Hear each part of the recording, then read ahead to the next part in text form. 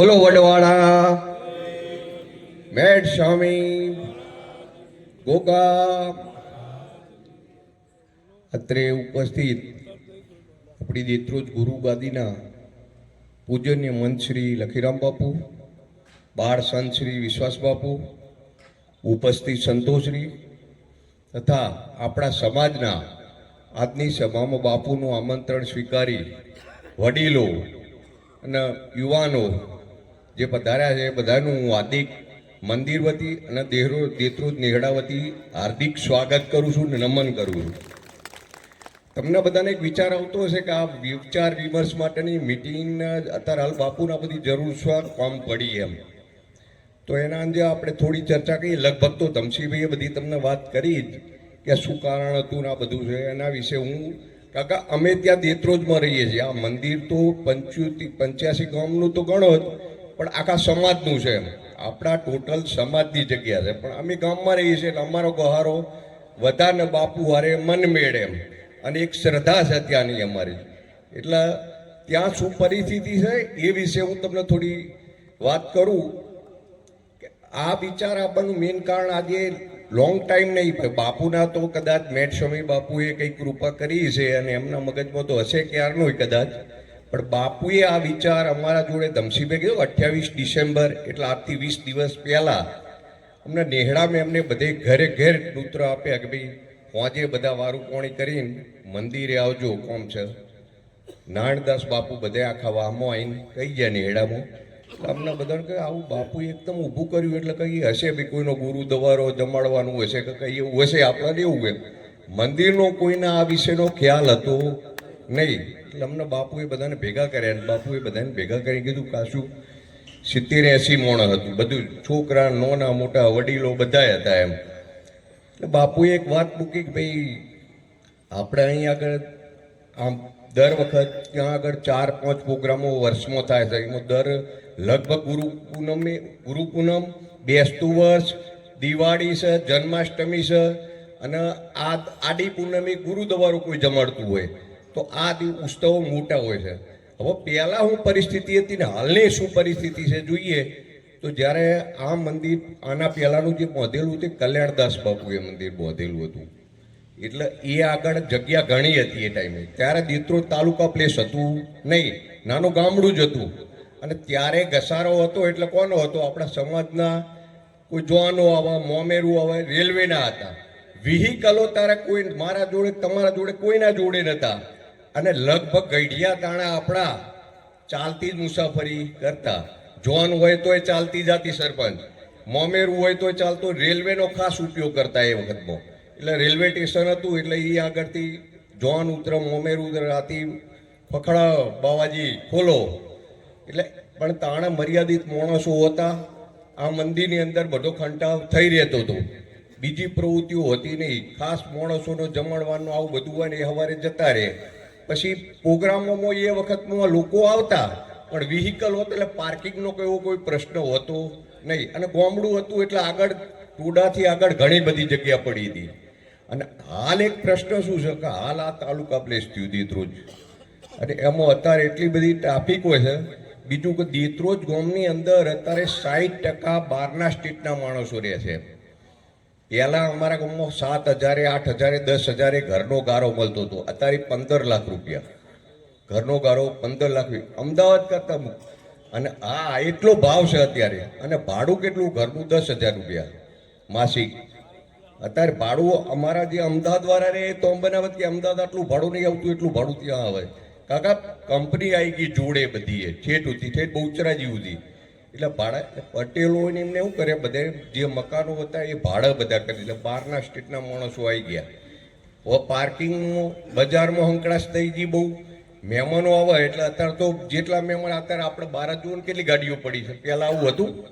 જોવાનું હોય તોય નથી, ખટારા પડ્યા હોય બહાર, ટ્રેક્ટર પડ્યા હોય એના પહેલાં. એ પહેલાં તો વળી ગાડો જ હતો એમ. અને અત્યારે તો આટલી કુદરતની, મેટ સ્વામીની, દ્વારકાધીશની, ગોગા મહારાજની, આપણા ઈષ્ટદેવોની આપણા ઉપર કૃપા છે અને સારું છે એમ. અને હજુ પ્રગતિ આપણો સમાજોનાથી આગળ કરે એવી આપણે અપેક્ષા રાખીએ. એટલે આ માટે થઈને હંકડાશ બહુ પડે છે. દર વખત ગુરુ પૂનમ હોય, જન્માષ્ટમી હોય, કોઈનો ગુરુ દવારાનો જમણવાર હોય, આ દિવાળી હોય, એવા તહેવારોમાં પાર્કિંગ બાબતના અને બીજી બતાડ્યું એટલે આપણે ત્યાં બનાવીએ, પણ હવે છાત્રાલય ત્યાં બનાવીએ તો જમણવારનો પણ એક જોરદાર અમારે ત્યાં પ્રોબ્લેમ છે. એક અત્યારે હાલ મંદિરમાં કોઈ પણ જમણવાર હોય તો અમારે ક્યાં આગળ કરવું પડે? બહુચરમાની વાડી છે ત્યાં આગળ. હવે એ મંડળવાળાનો જો જગ્યા હોય તો આપણને આપે, ના જગ્યા હોય તો આપ નહીં. હવે આપણે ગુરુ પૂનમ હોય એમાં કોઈ એક દાડો ફેરફાર થાય, બીજાને ગુરુ પૂનમ ઉપર ખાસ વરસાદ હોય, જન્માષ્ટમી ઉપર ખાસ વરસાદ હોય, ચોમાસામાં આરે પ્રસંગો આવતા હોય, એટલે એ વખતમાં અમારા રાધાકૃષ્ણની વાડી લેવી પડે. બજાર વચ્ચે વાડી તમે બધા જમેલા છો, એ પટેલોની વાડી છે, એ લોકો આપે છે શર્મા શર્મી, પણ એમનો કોઈ પ્રોગ્રામ હોય તો એ ના આપીએ કે એમના સમાજનું. એ દિવસે આપણે બહાર તો કરી ના શકીએ, કરવા જઈએ તો ખર્ચા મોટા પડે અને જગ્યાએ હોવી જોઈએ ને કરવા માટે. ખેતરમાં જઈએ તો આખો હાઈવે આડો આવે, બસ સ્ટેન્ડ આડું આવે, લોબેડ પડી જાય. એટલે એના હિસાબે થઈ આવા બધા પ્રશ્નો હતા. એના હિસાબે થઈ બાપુએ કીધું કે હોસ્ટેલ અને વાડી ને એવું બધું ત્યાં આગળ બનાવીએ ને મંદિર બની જાય ત્યાં આગળ, તો આપણો કાયમી આ પ્રશ્ન સોલ્વ થઈ જાય. આવો એક વિચાર બાપુએ મૂક્યો અને અમે બધા નેહડાએ વાત કરી એટલે બાપુને અમે કીધું બાપુ બરાબર છે, કારણ કે અમને તો ખબર જ છે કે આ પરિસ્થિતિ અમે ભેગા જોઈએ છીએ, એટલે આ કરો તો બીજું. આપણે આના માટે કોઈ જગ્યા વેચાણ લેવાની જરૂર નથી, કારણ કે બાપુની મંદિરની આપણી 11 વીઘા જગ્યા છે. ત્યાં આગળ જ્યાં આ મંદિર બનાવવાનું કહીએ, જ્યાં છાત્રાલય બનાવવાનું કહીએ, વાડી બનાવવાનું કહીએ, ત્યાં આગળ 11 વીઘા જગ્યા છે. અને એના તમે આગળ જુઓ તો હાઈવે આવો, હાઈવે એકદમ ટચ નહીં પાવો તમને કહું. સ્પેશિયલ રસ્તો છે આપણો હાઈવેથી, પણ 500 મીટર થોડું 500 ફૂટ જેવું દૂર છે એમ. અને સરકારી પશુ એકલા એક બાજુ હતા. તાણા આપણે રબારીઓમાં શિક્ષણ ઓછું હતું, માણસો હતા ગોઠું લઈને ઉભા રહીએ, કોઈ કાયદાકીય કોઈ જ્ઞાન હતું નહીં. તમે કહેતા ગોઠું લઈને તમારા જોડે ઉભા રહીએ, પણ બાપુ પોતે પોકેલા હતા. મેટ સ્વામીને એમના ઉપર દયા હતી. બાપુ એમનું આખું જીવન કોર્ટ બેટલમાં જ કાઢ્યું છે. આ મંદિર બચાવવા માટે જ બાપુએ આખો સંઘર્ષ કર્યો છે. એમ આ મંદિર માટે પરસોત્તમ બાપુએ એમનું આખું જીવન આ સંઘર્ષમાં જ કાઢી નાખ્યું. એ પછી જ્યારે બાપુ બ્રહ્મલીન થયા, પછી જ્યારે કાશીરામ બાપુના વહીવટ મળ્યો, ત્યારે આર્થિક પરિસ્થિતિ મંદિરની બહુ કપરી હતી એમ. કારણ કે આ કેસમાં બાપુને બહુ ખર્ચો થઈ ગયેલો હતો, બીજું કંઈ કરી શકતા નહોતા બાપુ. અને એ વખતમાં આવી પરિસ્થિતિમાં જ્યારે વહીવટ કાશીરામ બાપુ જોડે આવ્યો, એ કાશીરામ બાપુએ બચારે મહેનત કરીને બધું ભેગું કર્યું, ચલાવ્યું મંદિર, સારું ચલાવ્યું એમને એમની રીતે. અને એ તો ખુદ બહુ ભગવાન જેવા ભોળા હતા એમ. એમને બીજો કોઈ મંદિરનું કોઈ પણ સારું કપડું પણ કાશીરામ બાપુએ પહેર્યું નહીં, કે સારું જોડું કદી મંદિરનું કાશીરામ બાપુએ પહેર્યું નહીં. એમને તો ભોગ જ આલ્યો મંદિરમાં જેમ. એવો આત્મા હતા, એ પોતે પવિત્ર આત્મા હતા. પછી આ સંતાયા પછી અમને બહુ ભણાવવામાં, બીજા ત્રીજામાં અને મંદિર માટે બહુ જ પેલું એ કર્યું. અને મેટ સ્વામીની દયાથી આ પોતે આવેલા છે એમ. જે ચરિયારે અહીં આગળ સંકેત આલેલો હતો બાપુને, ખરેખર સંકેત આપેલો હતો. જે બાપુને લાયા ત્યાં એ વખત સંકેત આપેલો હતો, અને સંકેતથી આ મેટ સ્વામી પોતે જ લાયેલો હતો. અને આજે આની કૃપા આખા દુનિયાને બધાને દેખાય છે અમને, આખા નેહડાને. અમે તો પોતે ભગવાન જ માનીએ છીએ અમને બાપુને, કારણ કે આટલી ઉંમરમાં આવા વિચારો. અને આજે એવું નહીં કે દેત્રોજ નેહડો એટલો જ એવો છે, એ પોતે ગવર્મેન્ટનો બહુ ઘસારો વેઠે છે બાપુ. પોલીસ સ્ટેશન હોય, તાલુકા પંચાયત, કોર્ટનું હોય, મામલતદાર કચેરીનું હોય, કોઈ પણ રબારીનું કામ હોય તો બાપુ તૈયાર જ ઊભા હોય ગમે ત્યારે એમ. દેત્રોજના નહીં, કોઈ પણનું હોય એમ. એ ગમે ત્યારે હું પોતે બાપુ જોડે જોઉં છું, ઘણા બધાના કોન્ટેક્ટ પ્રાંતમાં બહુ આવી છે એમ. એટલે આ પછી જ્યારે કાશીરામ બાપુએ વહીવટ કર્યો, બાપુ તો શરીરે થાકી ગયા હતા બહુ. બાપુ આયા, બાપુના આયા પછી જ્યારે બાપુની થોડી નાની જ ઉંમર હતી, અને બહાર તમે ધર્મશાળા રહી ને, એ ગાયોનો ભેંસોનો ને ડેલો હતો આપણે. એ ડેલો એ ધર્મશાળા બનાવવામાં ભાઈમાં નેહડો ને મેં કોઈ નહીં. એ લખીરામ બાપુને ત્યાં પછી જ બનાવ્યો એમને. આ પ્રતિષ્ઠા ત્યાં પહેલા અને ટુકડામાં એમની આપણને કામગીરી દેખાઈ આવી.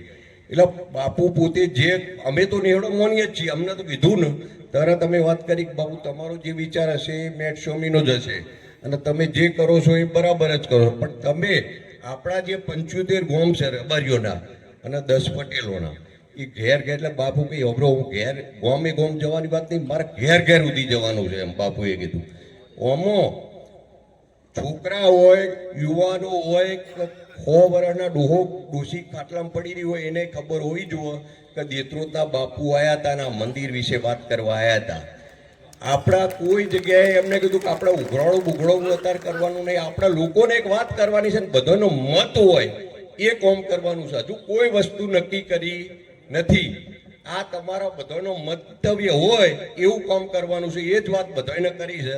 અને ઓના પછી બધાનું મંતવ્ય આવી જાય પછી બાપુ જનરલ મીટિંગ ગોઠવવાના છે અને એમાં દરેકનું મંતવ્ય હોય આપણા આખા સમાજનું, એ પ્રમાણે આ કામ કરવાનું છે.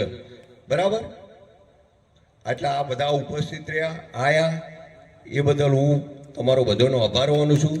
મને નાનું મોટું જે આવડ્યું, કારણ કે ધમસીથી જેવો હું તો નહીં, કારણ કે એ તો ઠેઠ સીએમના પ્રોગ્રામમાં જાય. આપણો તો સાદી ભાષામાં જે 2 શબ્દો આયા બોલ્યા છીએ. બરાબર? એમાં કોઈ ભૂલચું હોય તો માફ કરજો. બોલો મેટ સ્વામી. હરી તારા નામ છે હજાર, કયા નામે લખવી કંકુતરી. થોડું રૂપાળું બોલ્યા છો પ્રભુ. વાઘુભાઈ તમે તમારી જાતને ઓછા ના માનશો, બહુ સારું બોલ્યા. આવો વાઘુભાઈ માટે તાળીઓના ગડગડાટથી. ગોગા મહારાજના જેમના ત્યાં અસીમ કૃપા છે, ત્યાં પણ ભાવ ભજનનો રોટલો છે, એવા હોકા ભગતનો ગોગો મહારાજ મશરૂ બીજોનો દેત્રોજ બેઠેલો છે.